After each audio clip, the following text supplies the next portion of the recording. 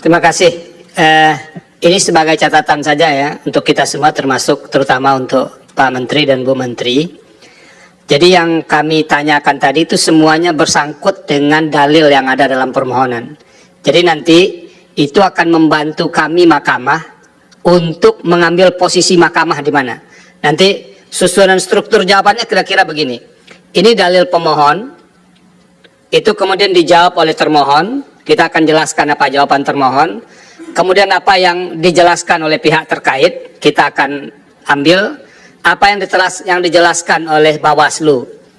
Karena ada pemberi keterangan, maka nanti apa yang dijawab oleh pemberi keterangan akan kita sampaikan di dalam di dalam putusan itu. Baru kemudian apa posisi mahkamah terhadap semua itu. Makanya kami mengundang bapak-bapak dan ibu-ibu supaya kami memiliki pemahaman yang komprehensif tentang apa yang didalilkan oleh para pemohon ini. Nah itu, jadi itu pentingnya. Jadi kalau tadi ada yang menyebut fakta ini, itu semuanya ada dalam permohonan. Jadi kepentingannya untuk membantu kami mahkamah untuk menjawab permohonan itu, untuk memutuskan permohonan ini. Jadi kalau misalnya ada yang menanya presiden ke sana, karena begitu yang didalilkan oleh para pemohon, sehingga perlu ada kejelasan bagaimana menteri-menteri menjelaskan soal yang terkait dengan itu. Itu saja Pak Ketua, terima kasih. Baik, dari Pak Muhajir cukup? Tadi ada yang belum kami sampaikan yang mulia, soal bantuan yang diberikan. Jadi kami tidak akan mengeluarkan bantuan kecuali yang ada di dalam DTKS kalau itu bansos, dan tidak ada yang keluar di luar dari P3KE kalau itu bantuan beras. Sedangkan yang dibagi oleh Bapak Presiden itu adalah merupakan di luar itu. Nanti mungkin Bu Menteri Keuangan bisa menjelaskan lebih jauh. Terima kasih Yang Mulia. Dilanjut silakan Bapak Menko. Terima kasih Yang Mulia Pimpinan dan anggota Majelis Konstitusi. Pertama saya ingin menambahkan tadi terkait dengan subsidi. Kami tegaskan kembali bahwa dalam Perlinsos itu yang terbesar adalah subsidi energi, dan gejolak itu akibat daripada subsidi energi. Nah, dari anggaran Perlinsos yang pagunya di tahun 2023 di pagunya 476 triliun, realisasinya 443,4. Kemudian tahun 2024 pagunya 496. Nah, yang terkait dengan energi itu baik itu BBM, listrik, pupuk, dan kredit program termasuk bunga kur itu share-nya 58%. Di tahun 2023, 2024 dia 55,9. Sehingga kenaikan di sektor ini sekitar 19,4 triliun. Nah, ini akibat daripada kenaikan dari ICP, Indonesia Crude Price, di tahun 2023 itu 78,43, 2024 82. Rupiah di 2023 15.230, itu kita di 2024 15.664. Demikian pula terkait dengan volume. Nah, yang kedua kami ingin menambahkan tadi dasar daripada bantuan pangan. Tadi sudah dijelaskan yang rapat di bulan 10 November. Kami ingin menambahkan sebelumnya tahapan ini kan sudah diberikan dan dijalankan juga bulan September sampai dengan November. Nah, itu berdasarkan keputusan rapat terbatas tanggal 13 Juli tahun 2023 dan dilanjuti dengan surat Kepala Bappenas ke Perum Bulog nomor 208 TS 0303 K9 2023 tanggal 4 September 2023. Kemudian tambahan Desember yang dilaksanakan berdasarkan rapat internal tanggal 10 November 2023 ditindaklanjuti surat Kepala Bappenas ke Perum Bulog nomor 365 TS 0303 K11 2023 tertanggal 10 November 2023. Nah, terkait dengan di tahun 2024 Ini ada periode Januari sampai Juni berdasarkan rapat internal 10 November dan ditindaklanjuti surat Kepala Badan Pangan Nasional ke Perum Bulog nomor 372 TS 0303 K11 2023 tanggal 22 November. Nah, kemudian ini yang dapat kami tambahkan. Kemudian tadi pertanyaan dari Yang Mulia Bapak Arief Hidayat terkait dengan Bulog, tentunya ini bagian dari penugasan di Kementerian BUMN. Kementerian BUMN selaku pemegang saham daripada Bulog. Jadi itu murni di BUMN. Kemudian tadi menambahkan bahwa bantuan yang diberikan oleh Bapak Presiden itu berasal dari dana bantuan Presiden untuk masyarakat. Jadi tentu ini juga tadi menambahkan penjelasan dari Pak Menko PMK. Kemudian izinkan kami jawab dari pertanyaan Ibu Yang Mulia, Ibu Eni Nurbaningsih, bahwa resiko yang diperkirakan, resiko sosial, kita melihat dari berbagai risiko yang ada di global. Pertama, geopolitik, perang Ukraina. Kedua, juga tensi di Timur Tengah terkait dengan perang di Gaza. Kemudian perubahan iklim yang real. Hampir banyak negara memberikan bantuan terkait dengan El Nino. Bahkan Amerika Serikat juga perubahan iklim dan inflasi yang tadi istilah Ibu Menteri Keuangan higher for longer. Inflasi yang tertinggi sepanjang sejarah Amerika. Oleh karena itu Amerika pun memberikan bansos. Demikian pula Singapura pun memberikan bansos dalam rangka El Nino. Demikian pula Filipina memberikan bansos dalam rangka El Nino. Nah, tentu ini juga terjadi fluktuasi daripada harga komoditas dunia termasuk harga beras akibat ada larangan ekspor beras. India dia melarang ekspor, demikian pula beberapa negara lain. Nah, tentu ini akan berpotensi berlanjut di tahun 2024. Kita bisa melihat bahwa tidak mudah untuk mendapatkan suplai beras, walaupun Indonesia memutuskan untuk impor beras katakanlah sejumlah 3 juta. Nah, tentu ada pendekatan dari pemerintah. Nah, tentu berbagai risiko ini berdampak kepada ekonomi domestik.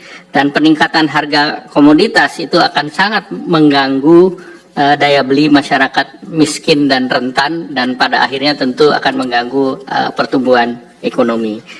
Nah, kemudian pertanyaan Ibu Eni Yang Mulia terkait dengan harga beras, apakah ada penggunaan CBP dan membuat harga naik? Nah, tentu bantuan pangan adalah instrumen stabilisasi harga. Jadi justru sebaliknya, dengan adanya bantuan pangan kita berharap stabilisasi harga. Dari penelitian di lapangan, 10 kilo itu setara dengan kebutuhan masyarakat sekitar sepertiga dari kebutuhan. Rata-rata kebutuhannya 20-25 kilo per bulan. Nah, tentu ini akan sangat membantu dan pemerintah juga melakukan stabilisasi pasokan harga pangan ataupun SPHP dengan operasi di pasar melalui Perum Bulog. Dan itu untuk menjaga harga daripada beras. Kemudian kalau kita mengikuti bantuan pangan di bulan Januari sangat rendah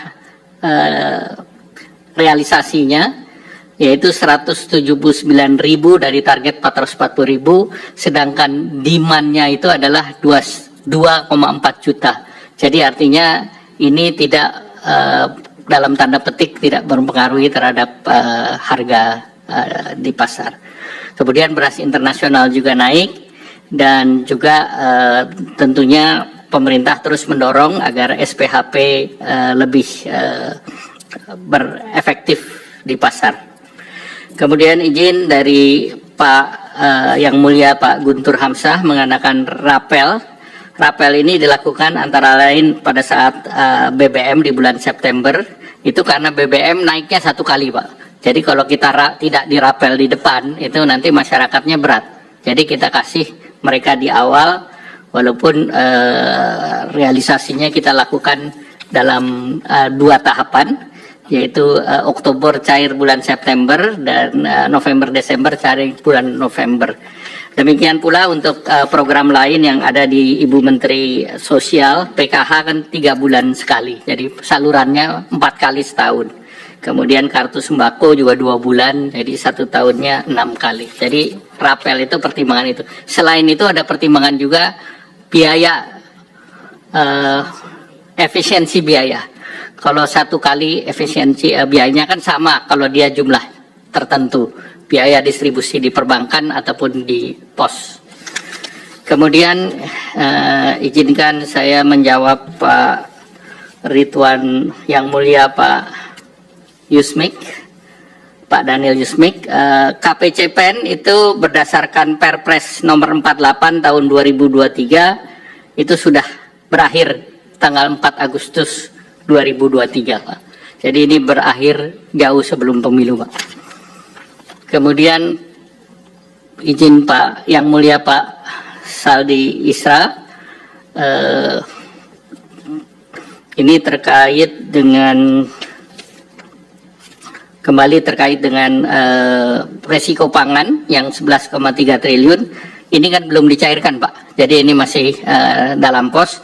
Dan El Nino di tahun lalu itu sudah dicairkan dan sudah berjalan. Tetapi di tahun 2024 ini belum berjalan.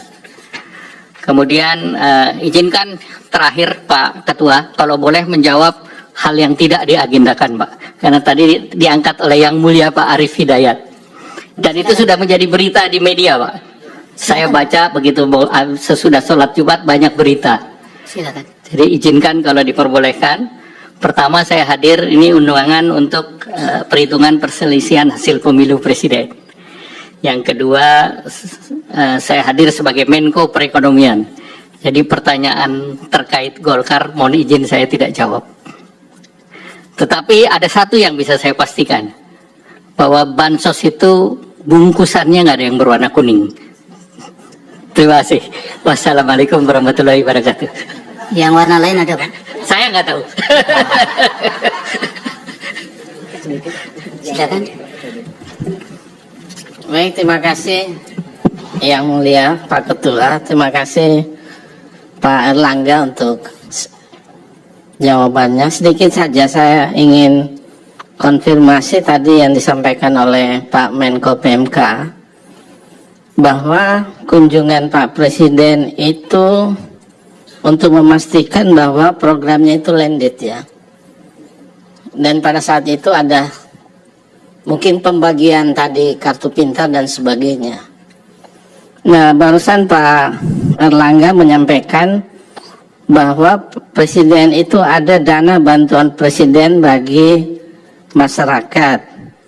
Nah, nomenklatur ini apakah bagian dari Perlinsos atau nomenklatur yang melekat pada jabatan Presiden? Mungkin bisa dikonfirmasi. Jadi nanti Bu Menteri Keuangan akan lebih menjelaskan, tapi pada prinsipnya ini sebagai hal yang melekat dengan Bapak Presiden.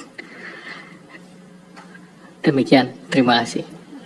Dan kedua terkait dengan kunjungan-kunjungan beliau, memang saya menggarisbawahi apa yang disampaikan Menko PMK, karena beberapa program yang di bawah koordinasi perekonomian seperti kredit usaha rakyat, kemudian kartu prakerja, kemudian pada saat penanganan COVID itu bantuan kepada kaki lima nelayan, itu Bapak Presiden juga turun mengecek langsung di lapangan, dan di beberapa tempat saya mendampingi beliau.